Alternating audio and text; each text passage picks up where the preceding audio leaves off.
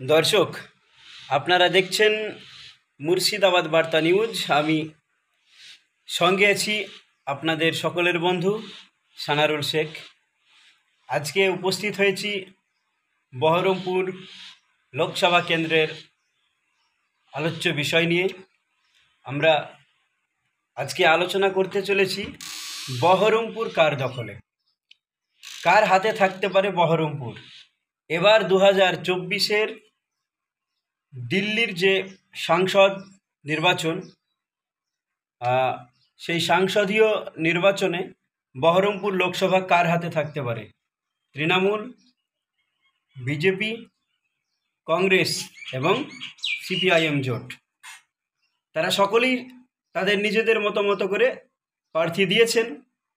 সেই ক্ষেত্রে 13ই মে সোমবার ভোটও হয়ে গেছে বহরমপুর লোকসভা কেন্দ্রে।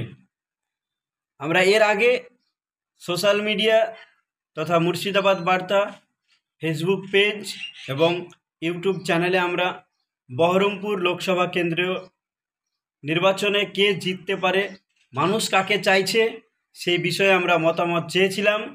তার পূর্ণাঙ্গ মতামত আমরা পেয়েছি, যা একেবারেই জিরো টলারেন্স থেকে একদম শুরু করব যে বহরমপুর লোকসভা কেন্দ্রে কে জিততে পারে এবং কত মার্জিন হতে পারে, সেই বিষয়ে আমরা আলোচনা করব।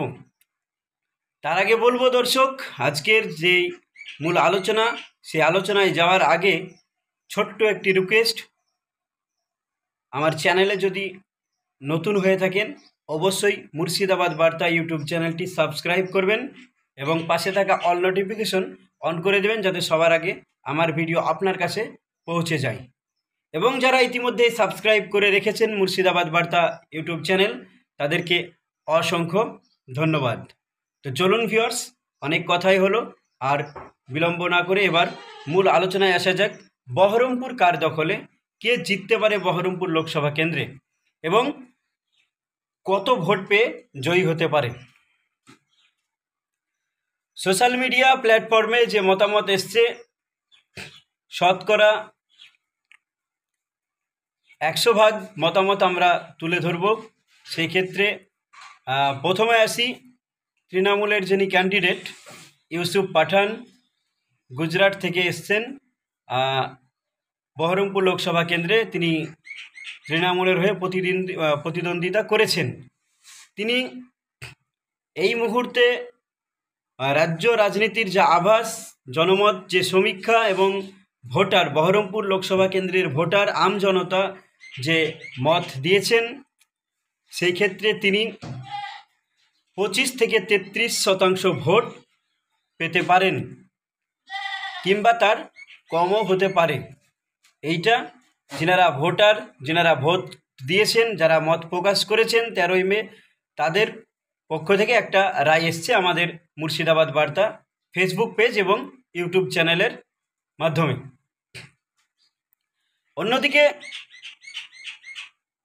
ভারতীয় জনতা পার্টি বিজেপি ওই কেন্দ্রে ক্যান্ডিডেট দিয়েছে বহরমপুর লোকসভা কেন্দ্রে।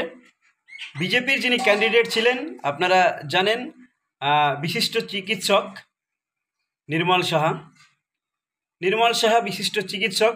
তিনি একসময় অধীরবাবুরও চিকিৎসা করেছেন এবং মানুষের চিকিৎসা করে থাকেন, সমাজসেবায় তিনি নিয়োজিত থাকেন। তিনি একজন ভালো দক্ষ চিকিৎসক। তিনিও বিজেপির হয়ে ভোটে দাঁড়িয়েছিলেন বহরমপুর লোকসভা কেন্দ্রে। মানুষের যে মতামত এসছে আমাদের ইউটিউব চ্যানেল এবং মুর্শিদাবাদ বার্তা ফেসবুক পেজের সোশ্যাল মিডিয়ায় পেজে যে মতামত এসছেন, বিজেপি প্রার্থী নির্মল সাহা তিনি ভোট পেতে পারেন 13 থেকে 15% ভোট তিনি পেতে পারেন। যিনারা ভোট দিয়েছেন তাদের মধ্যে থেকেই আমাদের ইউটিউব চ্যানেলে এই মত এসছে। আমরা আপনাদের সম্মুখে সেই মত, আমরা মানুষের মতামত, মানুষের যে রায়, সে রায় আমরা তুলে ধরলাম। সেক্ষেত্রে তাহলে তৃণমূলের যিনি ক্যান্ডিডেট তিনি ভোট পেতে পারেন 25 থেকে 33%, এবং বিজেপির যিনি ক্যান্ডিডেট নির্মল সাহা তিনি ভোট পেতে পারেন 13 থেকে 17%। অন্যদিকে বাম কংগ্রেস জোট প্রার্থী যিনি ছিলেন অধীর রঞ্জন চৌধুরী, যার কথা আপনারা সকলেই জানেন। তিনি 25 বছরের সাংসদ।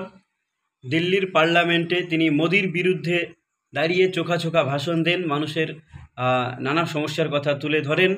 যিনি 25 বছরের সাংসদ, 5 বারের সাংসদ বহরমপুর লোকসভা কেন্দ্রে, তার প্রতিদ্বন্দ্বী এখন পর্যন্ত কেউ হতে পারেনি। তিনি এই মুহূর্তে মানুষের যা রায়, মানুষ যা মতামত দিয়েছে আমাদের চ্যানেলে, তার পূর্ণাঙ্গ মতামত হচ্ছে, মানুষ যে রায় দিয়েছে সেটি হলো 45 থেকে 55%, অর্থাৎ 45% থেকে 55% পর্যন্ত। সেটা 45% হতে পারে, 50% হতে পারে, কিংবা 51% হতে পারে। তিনি এত মার্জিন ভোট পেয়ে বহরমপুর লোকসভা কেন্দ্র থেকে জয়ী হওয়ার সম্ভাবনা আছেন। তো সেই ক্ষেত্রে বাম এবং কংগ্রেসের যৌথ যে ভোট বহরমপুর লোকসভা কেন্দ্রে তিনি পেয়েছেন, এবং বহরমপুর লোকসভা কেন্দ্রে মানুষের যে মতামত সেটা আমরা তুলে ধরলাম। বাম কংগ্রেস সমর্থনের যিনি প্রার্থী বহরমপুর লোকসভা কেন্দ্রের অধীর রঞ্জন চৌধুরী, তিনি এবার ফের একবার সাংসদ হতে চলেছেন। অবশ্যই এটি বাম কংগ্রেস জোটের পক্ষে খুশির খবর হতে চলেছে। তো পূর্ণাঙ্গ রিপোর্ট আজকে আলোচনা করলাম বহরমপুর লোকসভা কেন্দ্র নিয়ে। পরবর্তী ভিডিওতে দেখা হচ্ছে, ততক্ষণ পর্যন্ত সাথেই থাকবেন।